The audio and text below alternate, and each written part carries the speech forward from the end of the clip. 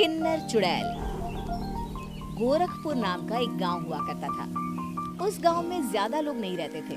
उस गांव में एक गर्भवती विधवा औरत रहती थी। उस औरत का नाम कमला था। कमला अपने घर में अकेली रहती थी। उसके पति की सारी जायदाद उसके नाम हो गई थी, पर सभी गांव वाले उस औरत को मनहूस औरत समझा करते थे और सभी उससे नफरत किया करते थे। एक बार कमला राशन की दुकान पर खाने का सामान खरीदने जाती है। भैया जी, जरा 1 किलो दाल चावल देना। अरे हाय हाय हाय हाय हाय, अरे मनहूस औरत, मेरी दुकान में अपशगुन करवाने आ गई क्या? हैं? चल जा यहाँ से, मैं कुछ नहीं देने वाला हूँ तुझे। भाग भाग यहाँ से, चल जा निकल।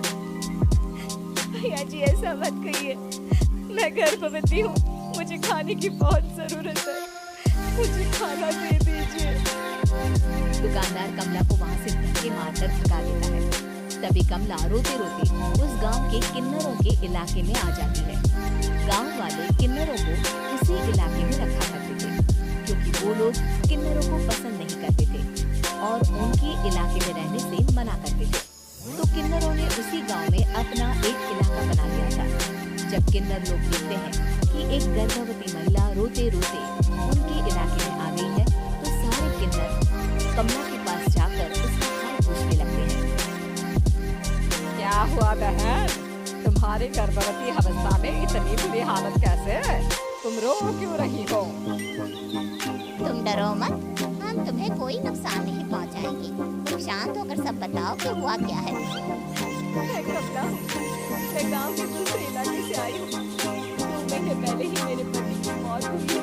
मुझे गांव के लोग मदद मांगते हैं, उसकी मैं विधवा हूँ और गर्भवती भी। वहाँ के लोग मुझे खाने के लिए कुछ बेचने के लिए भी तैयार नहीं, जिससे मेरा गुजारा नहीं हो रहा था। कोई बात नहीं कमला, हम तुम्हारा ख्याल रखेंगे। किन्नर लोग कमला को एक खाली घर में रहने के लिए जगह दे देते हैं और उसकी देखभाल भी करते हैं। कुछ ही महीने बाद कमला अपने बच्चे को जन्म देती है। पर अफसोस, कमला बच्चे को जन्म देते ही अपनी जान गंवा देती है।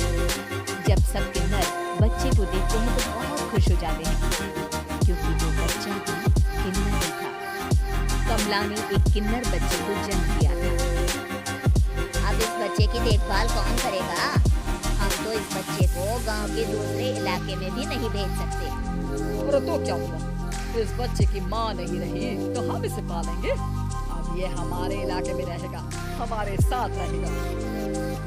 फिर वो किन्नर उस किन्नर बच्चे को गोद ले लेते हैं, उसका नामकरण कराते हैं। उस किन्नर बच्चे का नाम शक्ति रखा जाता है। देखते ही देखते शक्ति बड़ी होने लगती है। उसके रंग रूप बहुत सुंदर थे। वो बहुत सुंदर किन्नर दिखती है। एक दिन शक्ति एक किन्नर से पूछती है, माँ जी सुनिए ना, ये गांव के दूसरे इलाके में भी तो लोग रहते हैं, तो हम वहाँ क्यों नहीं जाते? हम उनसे अलग क्यों रहते हैं? शक्ति, क्योंकि वो लोग हमारे जैसे नहीं, वो लोग हमें पसंद नहीं करते, इसीलिए हम उनसे अलग रहते हैं। क्यों? वो हमें क्यों पसंद नहीं करते? मुझे एक बार उस इलाके में जाना है, मैं एक बार वहाँ जाकर घूम कर आऊँ। शक्ति, खबरदार, जो तू उस इलाके में कभी भी गई तो अपनी जान नहीं गंवाना चाहती तो उस इलाके में कभी कदम भी नहीं रखेगी, समझी? इतना कहकर वो किन्नर वहाँ से चली जाती है। शक्ति उस किन्नर की बात सुनकर बहुत रोती है। माँ जी ऐसा कैसे कह सकती हैं? उन्होंने इतनी सी बात के लिए मुझे इतना डांटा। अब तो मैं उस इलाके में जरूर जाऊंगी। फिर एक दिन शक्ति गांव के दूसरे इलाके में चुपके से जाती है। ये लोग तो हमारे जैसे ही इंसान हैं, तो ये हमसे नफरत क्यों करते हैं? जब शक्ति उस इलाके में पहुंचती है तो गांव के सारे आदमी उसके रूप से मोहित हो जाते हैं। वो लोग ये अंदाजा नहीं लगा पाते कि वो किन्नर है। शक्ति की सुंदरता देखकर सारे गांव वाले उसकी तारीफ करने लगते हैं। तभी गांव का चक्कर लगाने गांव के जमींदार का बेटा हर्ष वहां पहुंचता है। हर्ष भी दिखने में बहुत सुंदर होता है। जब हर्ष ने शक्ति को देखा तो वो भी उससे मोहित हो गया, और जब शक्ति की नजर हर्ष पर पड़ी तो वो हर्ष को देखकर मोहित हो गई। आपको पहले कभी इस गांव में देखा नहीं। इस गांव में आप नए हैं क्या? जी नहीं, वो मैं बस। तभी शक्ति बोलते बोलते रुक जाती है और मन में सोचने लगती है, अगर मैंने इनको बता दिया कि मैं दूसरे इलाके से आई हूँ, तो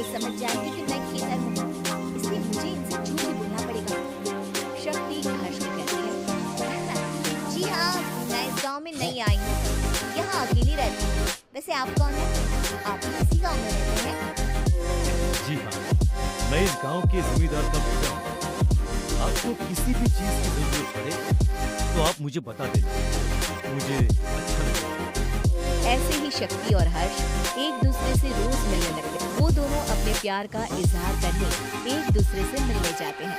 तभी शक्ति का पीछा करते करते एक किन्नर वहाँ आ जाती है। शक्ति, शक्ति, मैं तुमसे बहुत प्यार करता हूँ। मैं तुमसे शादी करना चाहता हूँ।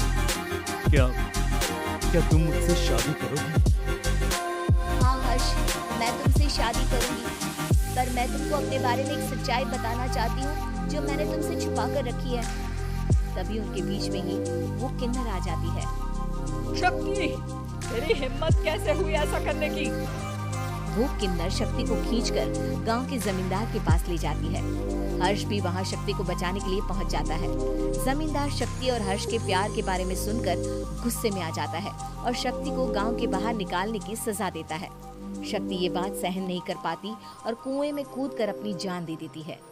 जमींदार हर्ष की शादी गांव की एक लड़की से करवा देता है, पर हर्ष इस शादी से खुश नहीं होता। शक्ति अपना बदला लेने के लिए मरने के बाद किन्नर चुड़ैल बन जाती है। अब मैं इन गांव वालों को नहीं छोड़ूंगी, अब इनसे मैं अपने प्यार का बदला लूंगी। किन्नर चुड़ैल गांव वालों को परेशान करना शुरू कर देती है। एक बार वो रात को गांव के खेतों में पहुंच जाती है और वहां आग लगा देती है। सारी फसल जल के राख हो जाती है। जब एक आदमी रात को उठकर देखता है कि खेत में आग लग गई है तो वो वहां पहुंच जाता है। वो देखता है कि खेतों के बीचों बीच एक किन्नर चुड़ैल खड़ी है और वहां खड़े होकर ताली बजा रही है। गांव वाला किन्नर चुड़ैल को देखकर बेहोश हो जाता है। जब सुबह उस आदमी को होश आता है तो वो सीधा जमींदार के पास जाता है। अरे जमींदार साहब, अरे वो किन्नर चुड़ैल ने मेरी सारी फसल जला दी। अब मैं क्या करूंगा? क्या होगा मेरा? जमींदार चुड़ैल किन्नर का नाम सुनते ही सब कुछ समझ जाता है। अब वो बहुत डर जाता है। उसी रात को जब जमींदार डर के मारे अपने कमरे में सो नहीं पाता, तभी वहाँ अचानक से किन्नर चुड़ैल आ जाती है। किन्नर चुड़ैल जोर जोर से जमींदार के आगे खड़ी होकर हंसने लगती है और ताली बजाने लगती है। जमींदार उस डरावनी किन्नर चुड़ैल को देखकर बहुत डर जाता है। तूने मेरे साथ बहुत बुरा किया, अब मैं तुझे जान से मार दूंगी। नहीं नहीं नहीं नहीं, मुझे माफ कर दो, मुझे मत मारो। मैं कभी ऐसा दोबारा नहीं करूंगा। अब तुम जो बोलोगी वही मैं करूंगा।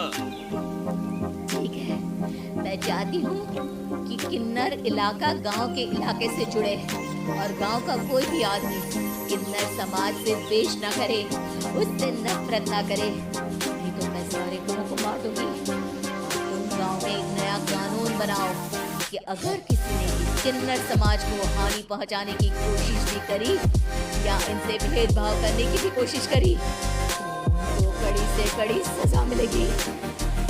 हाँ, मैं ऐसा ही करूंगा। तुम जो बोलोगी वो मैं करूंगा, पर मुझे जाने दो प्लीज। तब वो किन्नर चुड़ैल वहाँ से चली जाती है। गांव का जमींदार किन्नर चुड़ैल का कहा मानते हुए दोनों इलाकों को एक कर देता है और नया कानून भी लागू कर देता है। तब से वहाँ किन्नर समाज और बाकी गांव वाले शांतिपूर्वक रहने लगते हैं।